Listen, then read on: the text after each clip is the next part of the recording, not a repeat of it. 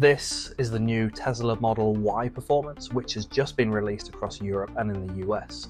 And this is the regular new Tesla Model Y. They look pretty similar, right? Apart from the spoiler, fascias, and stance, they're almost identical on the outside, but the new Model Y Performance is a huge upgrade on the inside. I already called the new Tesla Model Y the best car you can buy, and this new performance version just perfects the package. This is my full review of the Tesla Model Y Performance. If you like this sort of thing, why not drop a like and subscribe to the channel for more? So, what makes the performance version different to the regular new Y? Let's start off with the exterior of the car. You'll notice the carbon fiber spoiler on the rear, which is real carbon fiber, I checked. It's similar to the one of the Model 3 Performance and is the biggest visual difference. It increases downforce and reduces drag, both of which give this car its faster speed and even better handling on the road. Look down and you'll see the blue performance badge on the back. Slightly different to the red Launch Edition badge and the plaid badge. This sits alongside a new rear fascia which has been slightly redesigned for better aerodynamics, just like the one on the front. It's not the biggest difference in the world, but gives the car a meaner look and slightly wider stance. The new Model Y Performance introduces some new 21-inch arachnid wheels, seen here, but without the aero caps. With the caps on, performance will be marginally better due to reduced air resistance, but in reality, it's not the biggest difference. Out of the factory, the tyres are fitted with staggered fitment to improve grip on the road and steering, and improved adaptive damping adjusts handling and suspension for a smooth, stable ride. You can adjust how much you want to adjust the adaptive suspension alongside new drive modes that give you greater control for high-speed driving. This car feels incredibly grippy on the road, in the best possible way. It clings to the road to hold tight in the corners. It's noticeably sharper than the non-performance Y, which allows you to stick to your lines when driving. There's a little less stuck than the Model 3 Performance, but that's to be expected from the larger vehicle. Like the regular Model Y, you'll notice an exceptionally quiet cabin, with premium sound damping materials and acoustic glass. There's truly no other car on the market that does a good job as this one. You get heated and ventilated front sport seats with the performance badge at the top. They come with added bolstering and side cushions that hold you in your seat when cornering. I think these seats are a lot more comfortable than the ones in the Model 3 Performance, as they're less buckety around your legs. There's also a new powered thigh cushion extenders for extra comfort. In the rear, you get the same heated, perforated rear seats with power recline as in the non-performance version. There's a slightly revised 16-inch high-res touchscreen in the front with smaller bezels.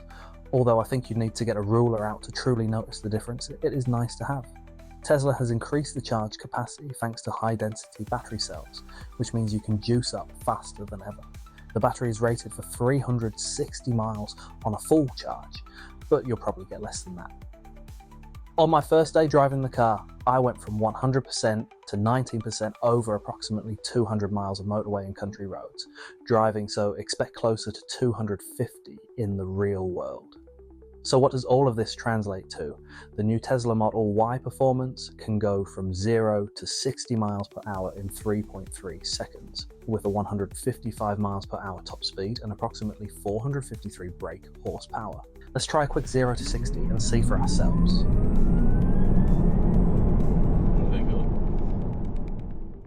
Of course, you also get all of the excellent car that the regular refresh Model Y has to offer. The biggest thing you'll notice on the new Model Y design is the light bar at the front of the vehicle. It looks like it's been taken straight from the Cybertruck or Cybercab and speaks to Tesla's more modern design language. You'll find a similar bar of light around the back, but it's not your regular rear lights. Instead, it projects down onto the road behind you, illuminating the only Tesla logo on the car and leaving a T-shaped trail behind you. Inside, things look very similar to other Teslas. You've got all of your main controls on the steering wheel in front of you, with the exception of the indicators. They have been taken back of the wheel, and the stalk has been re-added on the left-hand side of the wheel. Like the Model 3, the LED light strip wraps around the interior of the cabin, although it stops around halfway down the doors instead of spanning the full length. That still slightly bothers me and my OCD. Like all Teslas, everything else is controlled from the screen, whether that's your music, car settings, windscreen wipers, glove box, dynamics, seats, and more. It still impresses me how everything renders both when you're parked and while you're driving, although Elon, if you're listening, maybe a low power mode could switch some of this off to to save on battery when you're low. Of course, there are plenty of toys baked in, including the theatre where you can watch some of the most popular streaming services, the arcade where you can play games designed specifically for the Tesla's screen, and the toy box where you can play around with fart noises, a drawing pad, and even Santa. As I briefly mentioned, the rear seats are power folding. They go both up and down, and you can control them from either the front screen or a button in the boot. I'm not calling it a trunk. There's also a new forward-facing camera, so you can see ahead of you while parking. It even comes with a wash feature. At night, the matrix LEDs on the front of the car paint themselves out for traffic so you don't blind other drivers. If you want to hear my full thoughts on the new Tesla Model Y, you can watch my full review by clicking on the card in the top right corner. So that concludes my review of the new Tesla Model Y performance. It takes the best electric car that you can buy and makes it even better with a few tweaks inside and out. I really like the look of the spoiler and the wider stance. I think it's better than the non-performance Model Y.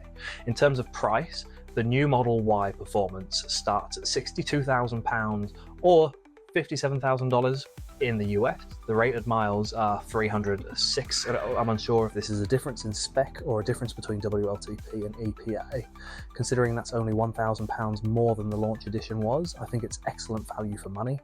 It's a decent competitor to other electric SUVs of all prices. It surpasses the Polestar 3 in terms of features, speed and design, and even begins to encroach on the Macan by offering luxury features such as the sport seats and heated rear seats for a lower price and without any add-ons. If you're looking for a performance SUV, I think you'd be hard-pressed to find an option that can go this fast and offer so many features while looking this good.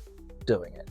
I've been Connor, and this has been my Model Y review. If you liked this video, please consider dropping a like and subscribe to the channel for more. I'll see you in the next one.